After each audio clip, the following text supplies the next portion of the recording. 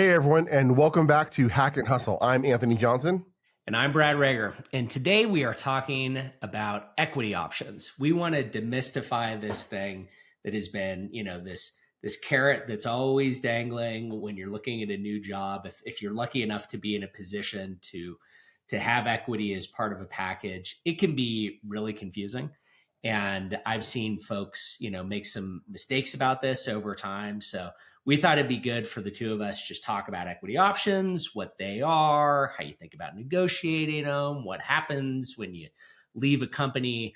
And hopefully this is an educational thing and useful for folks as you're thinking about taking up a new job. Awesome. And there's some basic ways it works, and then some companies have some special ways. But fundamentally, it's options and grants, and then there's some fancy stuff there, right? But yeah, it's wild. It's complicated. So, and I think startup land is like options, generally speaking, and big companies, especially public companies, is like restricted stock and stuff like that. And it's probably a good caveat if you guys haven't figured out already. Neither of us are lawyers. Neither of us are CFOs. We are eminently not qualified to be talking about this, but we're going to do it anyways. So hopefully it's helpful. That's the disclaimer. Don't listen to us, but we hope it's helpful. Absolutely. Although I will say both of us have exercised, yes, not exercised options. Yes. So we've exercised and wish I hadn't. Wish you hadn't, not exercised and wish you had, kind of stuff. Okay, cool. So let's start at the beginning here. What are options, and what's different from how's an option different from equity? Like, what is it? Yeah. So equity is a piece of ownership of a company, and what really matters is like how much of the company do you own, right? So you can have a certain number of shares. You kind of also want to understand how many shares are out there. And, a lot of companies, when they're taking new money, the way that works is an investor will give them money in exchange for a portion of the company. And what typically happens then is something called dilution, when the company adds to the number of shares that are out there and the existing equity owners get a smaller part. So that's equity, right? And equity turns into cash, either through a company paying dividends, which rarely happens with small companies and startups, or through a sale. And that's kind of the most common thing. Or you can have an IPO where it makes it easier and more liquid for you to sell your equity. And so what options are the right to buy equity. It is literally an option to buy equity. And that option has to have certain parameters that are met for you to be able to do that. And that really is vesting. So for most companies, there's a sequence and a logic to how your equity options will vest. The most common thing is for there to be a 4-year vest with like a 1 year, they call it a 1 year cliff. So if you leave before a year, you don't have any vested equity. But then after that, it's kind of pro rata for the next 3 years on a monthly basis. Some will have a performance clause in there. So the company has to do X, Y, Z and achieve X, Y, Z. There's all sorts of ways you can construct it. But basically the idea is once you have vested equity options, then you have the ability to purchase equity in the business, and the value that's set is set up front, and that's called the strike price, right? So equity is always it was always confusing to me at first because, let's just use an example. You own 1% of a company. Awesome. Yeah. Some new investors come in, and you're like, okay, great. They came in. I still own 1% of the company. That's not true anymore, right? Yeah. So how do like these math people, they come up and say, okay, they added this money, the company is now worth this. Now your 1% is now maybe half a percentage point. Yeah. Right. Or less. Oftentimes it's like the typical thing is that each round sells off 20% of the company, right? So if there was, for sake of simplicity, 100 shares, Now there might be 125 shares, right? Roughly, that 25 over 125, close to 80%, right? So that means your percentage that you owned, if you owned a share of that 100, that was a percent. Now it's 1 out of 125, right? That's kind of how that works. And there's a valuation that's set with each of those things. And there's like a upside and a downside to valuations, right? Like somebody may come in and do an A round, say your A round was 100 million and your B round is now 300 million. Like that's great, but that also means that investor who came in on the B round is going to expect to triple their money, which means you got to drive this thing to $1 billion, right? In valuation. Yeah. Like that's the expectation. So that can be a little tricky. And then the other thing is when that new money comes in, it doesn't necessarily mean like you're not getting any money unless you do something on a secondary basis and swap your shares with somebody else. So that can all be a little tricky. The nice thing about equity options and probably like how most people end up getting value out of them is typically when a company is sold, it's like everybody's options vest and you don't have to pay in. You just have the amount that you would have had to pay reduced from what you would get, right? And that's the other thing about options, right? Is like it's an ability to buy something at a certain price. So, I've been given options before and they're like, oh, here's X amount in dollars of options. And it's like, yeah, that's not really like what that's worth. That's like giving me the right to pay them that much money. And what matters is from the time I get those options and really what the valuation was, like when it was set, to whenever I would leave or whenever it would sell, what's that difference? That's the amount of money you make. You don't make that initial thing. You pay that initial thing. And I think it's an important call out because what you'll see a lot of times, especially with startups, is they raise at a certain amount, then they have another valuation, they raise another round valuation, and they're like, oh, your equity is worth this, right? Now you got these options way down here, but that's not really true, is it? Like is your equity like, because when I think of it, I'm like, oh, I can go take my shares and go get $10. My strike price was 25 cents. I make $9.75 for every single one, but I can't really do that, can I? Yeah, I mean, it's really like, what's the difference in how the company has been valued from when you came into it and when you left? And probably along the way, like you can't sell those shares. Like you can't even if after you exercise them in most instances, you can't sell the shares. So you can write a check to the company for X amount of money, sometimes hundreds of thousands of dollars. And that's just going to sit there with that company until they do something with it, right? Oh, and by the way, the other fun thing about exercising options is you pay taxes when you do it on a hypothetical value. So the company has some 409A valuation and they have that like kind of a quasi fictitious valuation number. You write them a check for whatever your options are worth, and then you have to pay the government taxes on the hypothetical difference. Your gain.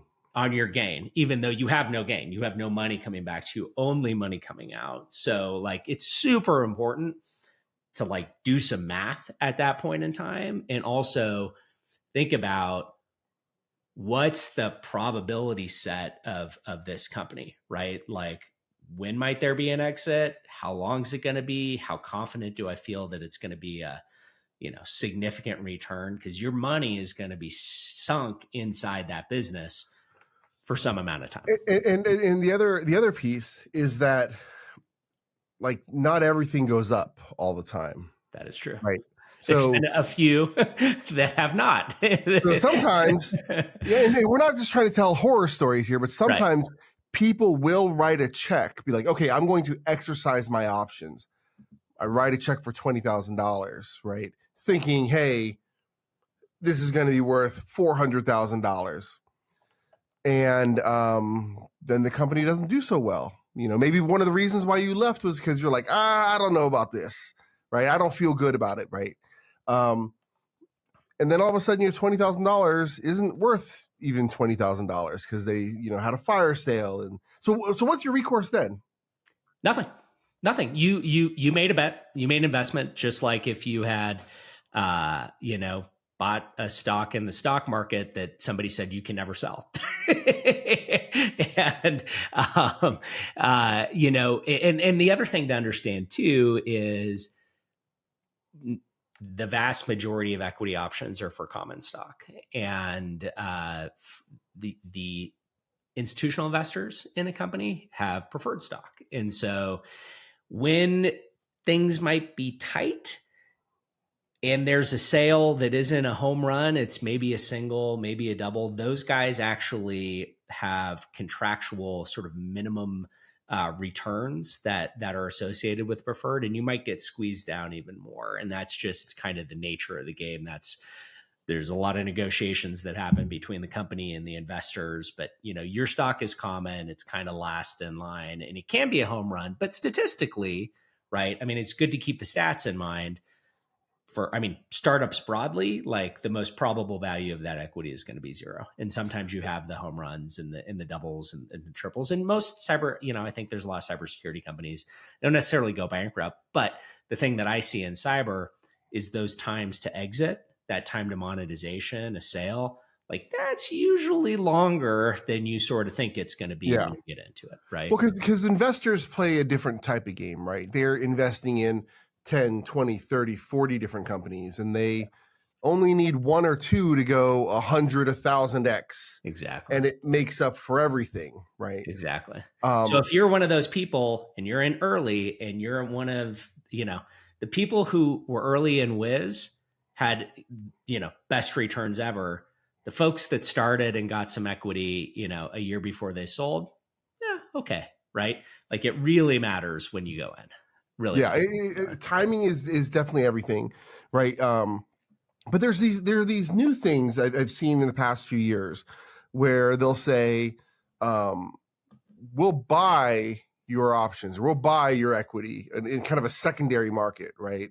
Yeah. Based on previous valuations and stuff like that. And how does that work? Is it just another market kind of thing, and it depends on your contracts whether you're allowed to even do it? Folks are coming up with some innovative ways to provide liquidity, knowing that it's such a problem, right? That folks may end up writing a check, not being able to see the money. Like that type of thing does and should be perceived as really increasing the value to an employee. Like the one of the things that's really tough about options is, right, you leave, you write a check, and you don't know if you're ever going to see that money, and you know what it's going to be, right? If there's some liquidity to it, that allows you to say, okay, well, my financial needs have changed, right? I can do this, or I think this company's sort of hitting a peak, and there's new competitors coming in, right? Like this is a good time for me to cash out, and that's awesome. And I think that solves a lot of the challenges.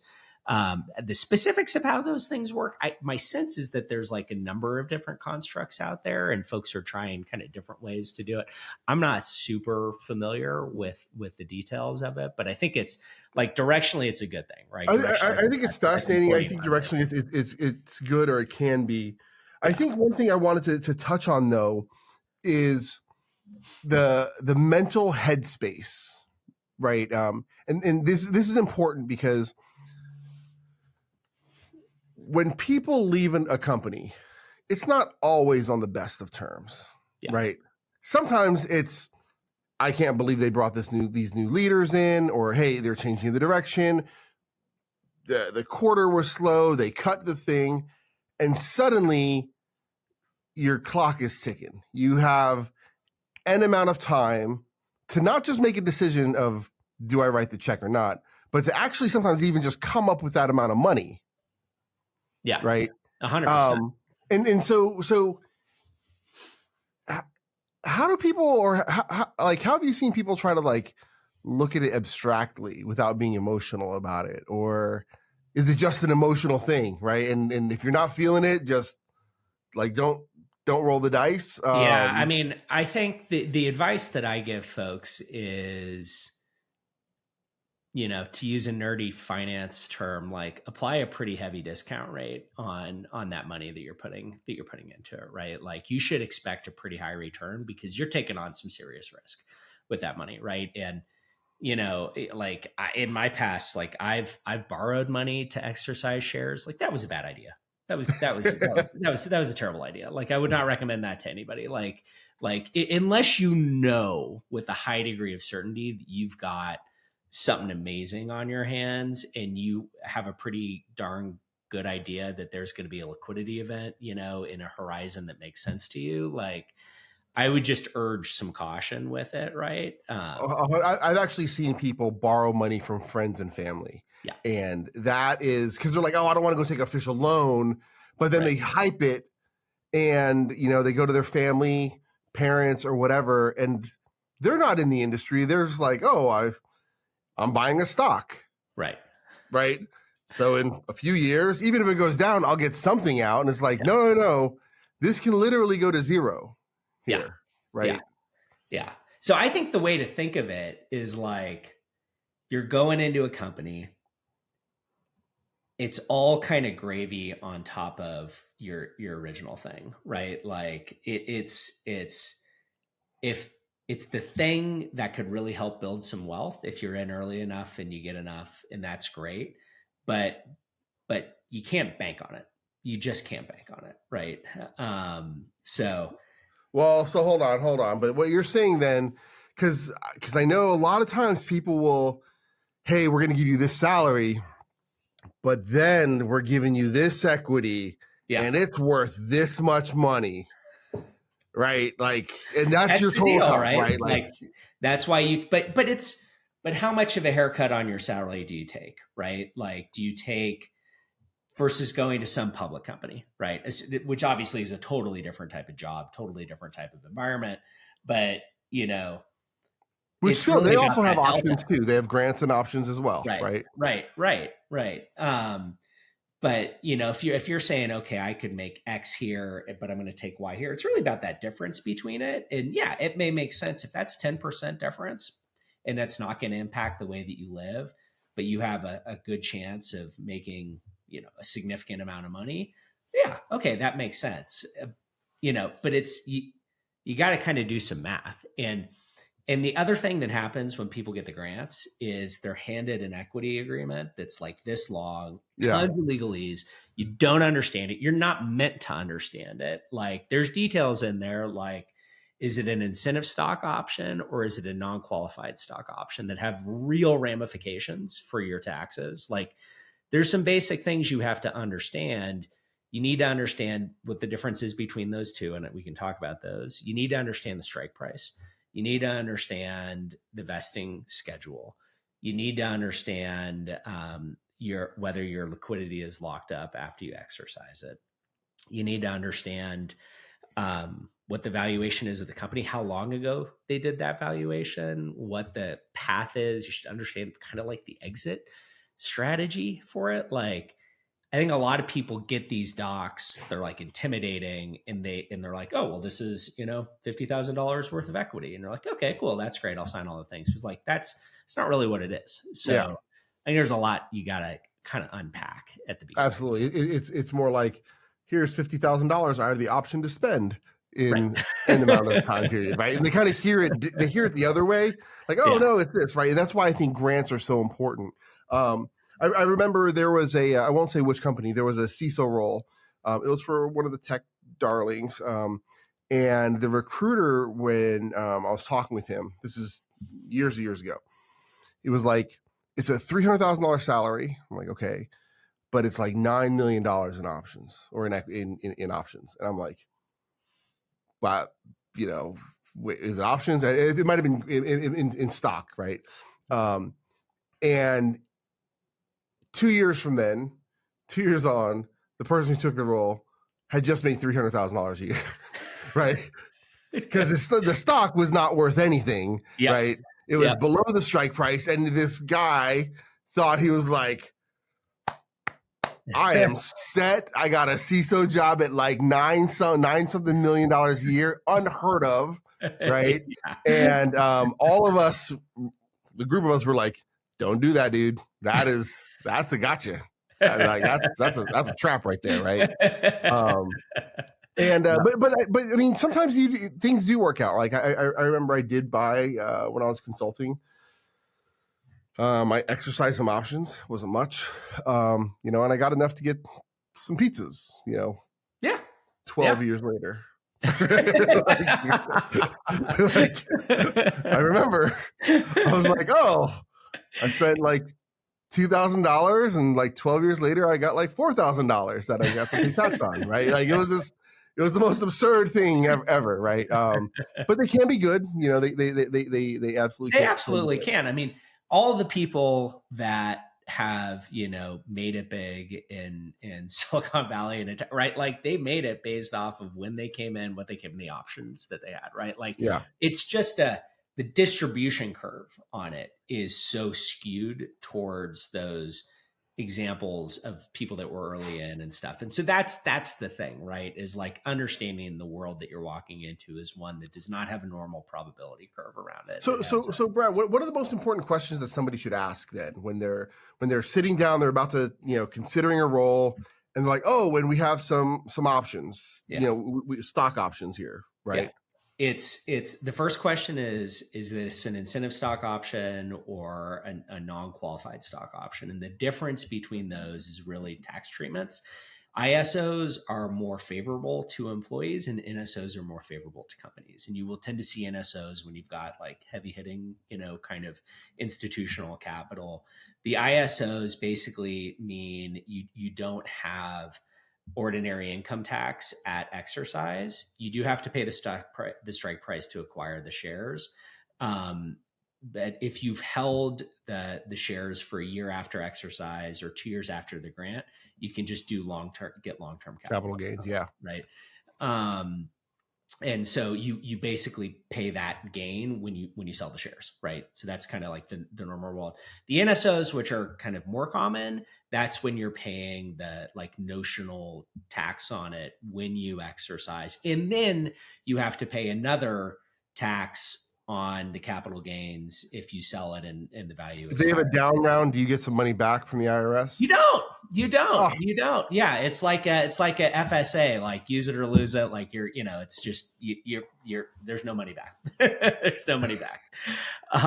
So that's important, and that's just like a contextual thing. But like to really think about like the math you want to do is like, what do I think this is actually worth to me, right? And to do that, you kind of need to say like right now, what's the strike price? When was that set? Like off of what valuation? What if we think like, what do we think the next round's going to go at? Or, what do we think the value of the company is at? And then you want to understand, okay, you got X many shares, like how much of the company is that, right? Because you can't really do the math unless you know how many shares there are. So you know what a percent is. So you can say, oh, I've got, 0.25%. And it's at this value and this was the strike price, so it's really the difference between those. That's the kind of math that you have to do. There's some practical stuff like if I leave the company, how long do I have to make a decision about exercising the options? And it's oftentimes 90 days, but that's like the time where people need to really look at their personal finances and think, how can I will I actually be ready to write a check for that big? Yeah, exactly. At that time. Right? Exactly. And like vesting is really important, right? So, there's the standard kind of 4-year thing, but if there's performance elements in that, you really want to understand that and kind of understand what's the track record been of attaining those performance targets. And then oftentimes it's like when there's a liquidity event or change of control, everything vests. Well, one of the interesting things is, you would think if you're in a startup and it's going to go public, your equity would vest when that happens. But you know what? Oftentimes that's not the case. It's not considered a change in control. So like it's some of those types of things. If they're like, hey, we're going to go public and it's going to be in a year or whatever, it's like, well, does my equity vest? Because if you're still a year in and it's just time vesting, like that's a totally different ballgame, right? Yeah. So really understanding kind of the vesting and how they would interpret it, like those are the types of questions. And frankly, like most people don't ask those questions. They just get the thing and they're like, oh, it's 50,000 shares. Okay, well, what does that mean? What does that mean? Yeah, out of a billion shares. Like that's right. perfectly perfectly fine, right? Like, Right, exactly. Exactly. it's I think what is crazy is that it is so foreign, right, to so many people who are that I'm in here. I want to sell product. I'm going to market the hell out of this. I'm going Yeah, to engineer this. I'm going to build this, and then they got to go be a finance whiz a yeah, little bit, yeah, right? I think a good solid piece of advice is talk to some other friends who've yeah, done this and say, hey, have you ever exercised some options? Yeah. Okay. I got some questions, right? yeah. Talk to other, senior people, mentors, friends, because they'll be able to kind of walk you through at least the generals a little Yeah, bit more. yeah, yeah. But it is very, very foreign for folks. It is. It also is an area where it's oftentimes actually like easier to negotiate in some ways. You can negotiate the amount actually somewhat fairly easily. Like some companies will typically have a range on salary or, variable that they're comfortable with. And if you think you've gotten at the top end, like that's kind of what you're going to get.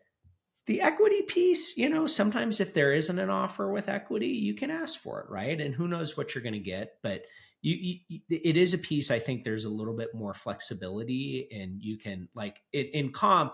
You're not going to come in at here and get them to 50% or 40% more than you were initially talking about. Maybe 10, maybe 15. On equity, you might be able to get something if you had nothing, and you might be able to get a decent bump from Yeah. whatever the first number was.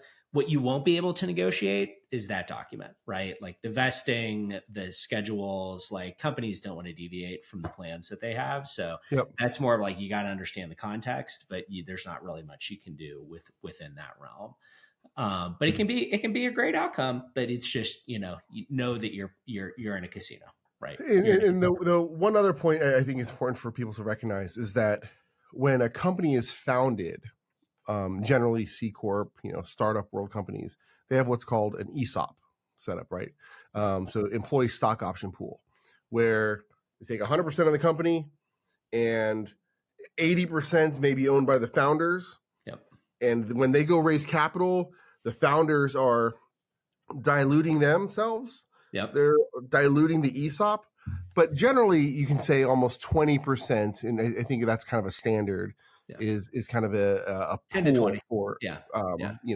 The incentivizing employees there, right? Yeah. So the earlier you are in an organization, like you said, the more wiggle room you have. Right. You come in later, that ESOP's been carved up like a turkey, right? And you're like, okay, I think I can get this. Like, listen, buddy, we've got this much room. Yeah. I can give you like this much more, right? Like, but That's totally fair. And in that situation, really you're trading off like this is fairly obvious, but earlier stage, you're going to get a bigger chunk, but with a much higher probability of failure. Later stage, lower probability of failure, much smaller slice. yeah, And much smaller valuation increment, right? Like if you're on your fifth round of financing, the amount that the value of the business is going to grow between the fifth and the sixth is just not that much, right? Yeah. So that's a big deal. But when you're in, public company land and stuff, and you're in RSUs and it's not options, I mean, those can be pretty meaningful because it's your grants can be very meaningful, equity, right? Yeah. You're getting the value, what it's worth, right? And Yep. it's much less about from here to there how much more value is created, and it's more about at this point in time how much value are they giving you in ownership. Yep. And that's why I'm personally a fan of grants, right? Yeah. I'm like, just give it to them. They know what they got, right? We're in the same boat. Yeah. It always drove me crazy when it's like, okay, so I have the option to buy something, but I can't do anything with it for a time period, and no one knows the time period. And okay, like this seems odd. Like I feel like I almost want to I'm gonna go put it on the roulette table, right? And be like, black, right? Like I don't know. So this has been good. There's obviously CPAs, accountants, attorneys. There's so much that goes into. There's the entire people who spend their entire career focused on these things, right? There's aspects of safe notes, right? I would say if and as you're looking and working in startup world, it is important to kind of at least have the lay of the land. Yeah. Do some basic YouTube videos, talk to some people, like understand a little bit. Particularly if this is your first rodeo, right? Like, I think the way most people learn about options is they go into some company, they get them, they don't know what it means. They like have some negative experience leaving, and they're like, well, I guess I understand this world a little bit more, right? So Yeah. like, And then they're like, I'm hope not this going to is write the check. helpful. And then 10 years later, like, I should have wrote the check. Yeah. Hope this is helpful for folks in their first rodeo. For people who have been around startups for a while, they know this stuff. But, I think the vast majority of people who get this for the first time are like, I don't really know what this is. And they think it's something that it's not. So yeah. Hope this was helpful for folks. Agreed. So Brad, your takeaway here. What's the big thing you want everyone to leave with? And then I'll do mine. Salary and cash matter more than most people think in the startup world. And sometimes you can be in the right place at the right time, and that is awesome. It's also like a very challenging way to manage your career because so much of that is outside of your own hands. Yeah. So focus on what you can control.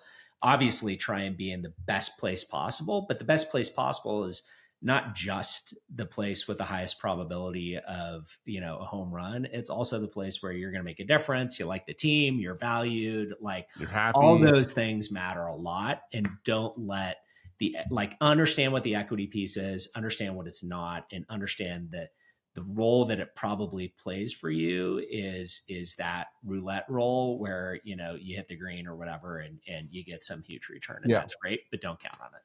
Yeah, I think that's my mine as well, right? It's equity is or can be great, but you got to make sure that you're not totally banking on that, right? It's, can I afford to live on the salary? Do I like the work? Do I like the people? Do I believe in what we're doing here, right? Because if you don't believe in what you're doing while you're working there, you're probably not going to buy the options anyway when you leave. Yeah. Right. So then like the options were just kind of, what is it? Fugazi, fake, right? Like, and then I would say get educated. But this has been great. This is super, hopefully it's helpful to people. This is always just a great conversation chatting with you. Cool. Anything else? Nope, that's it. Hope it was a great session. That's a wrap for today, but we'll be back in a couple of weeks. See y'all.